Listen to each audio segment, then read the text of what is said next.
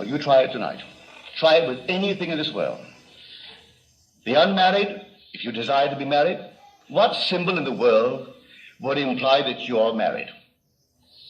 A little band in this Western world, a little band around this finger. Not around any other finger, around this finger. It doesn't have to be the biggest aspidastra in the world.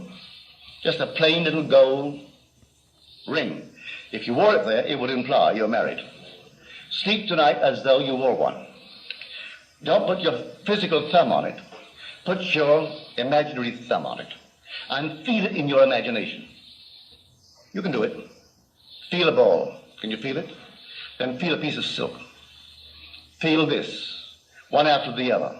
Can you discriminate between all these different sensations? If you can discriminate between this and a tennis ball and a baseball, a piece of silk, then you can't discriminate between nothings. They must exist, though unseen by your eyes, they still must exist. So if I can discriminate between these unseen objects, these objects, though unseen, must be real. Well, now take that and put it there. But feel when you wear it that you are proud of the one who put it there. You don't have to see what he looks like. When it's put there, you'll be proud of his name, to bear it, and you'll be proud of him. Just put it there. You know why I know that? My wife did it. She did it. Actually, she did it. One day she was in the presence of a so-called sensitive. And this one said to her, "Why did you take off your wedding ring?" She said, "I am not married." "Oh," she said, "don't fool me. You took off your wedding ring." She said, "But I'm not married." She said, "I'll even tell you his name." And she started off with never. She didn't quite get it, but she was coming very, very close to it. She was actually sensing what my wife in consciousness was feeling. When I first met her, I wanted her the very first day I knew her. I wanted to marry her. But I was entangled. Was I entangled? But by this law, I disentangled myself.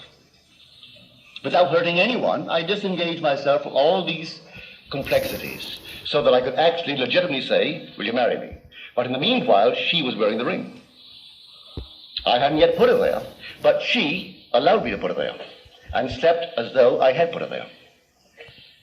So I tell you, unmarried ladies, if you desire to be married, maybe you don't. If you do, that's the way to do it. And it'll come out of the nowhere. You don't have to go and buy anyone or try to meet the right people. Usually when you try to meet the right one, he's always the wrong one. So don't go searching. Those who go searching for love only make manifest their own lovelessness. And the loveless never find love. Only the loving find love, and they never have to seek for it. So you fall in love, you don't have to seek for it. You draw them. They come to you. So here, this is the power of which I speak. The power of the universe, the power that created and sustains the universe, is resident in you as your own wonderful human imagination. That's God. Don't forget it. I know it's difficult when man has been trained to believe in an external God.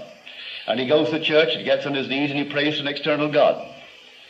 And he goes home at night, maybe he does say his prayers and he gets down on his knees and he prays to an external God.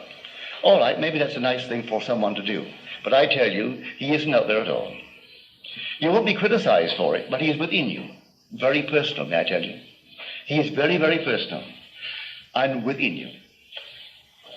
When you're told in Scripture, of the rock that begot us, we are unmindful. And that seems to be all a figure of speech on how true that thing is.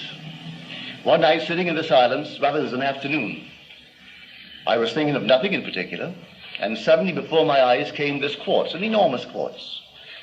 As I looked at it, it fragmented itself, broke into numberless little pieces, and then it reassembled itself. As it reassembled itself, it was not into a quartz, but into a man, seated in the lotus posture. I'm looking at this man, all seated now, perfect man. As I looked at him, I'm looking at myself. Here I am, the perceiver, observing myself, seated in the lotus posture, this deep, deep meditation. And as I became aware that I'm looking at myself, it began to glow.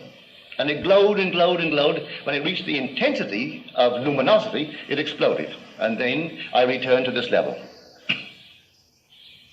Where did I see him? Within me.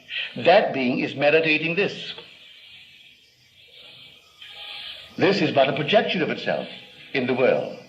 And when he wakes within me, completely wakes, I am he. God actually became me, that I may become God. And he's put me through all the paces, allowing me to make all the mistakes, to make a monster like the thing that I talked about earlier. I made that, and I made a lovely one. And he allows it in his meditation. He is the dreamer in me. And he's dreaming this, and dreaming everything that I dream in this world. And when he awakes, this will cease to be, and I am he. And he is God. So I tell you, go out and try it. Begin tonight. I make you this promise: if you try it faithfully, you will not fail.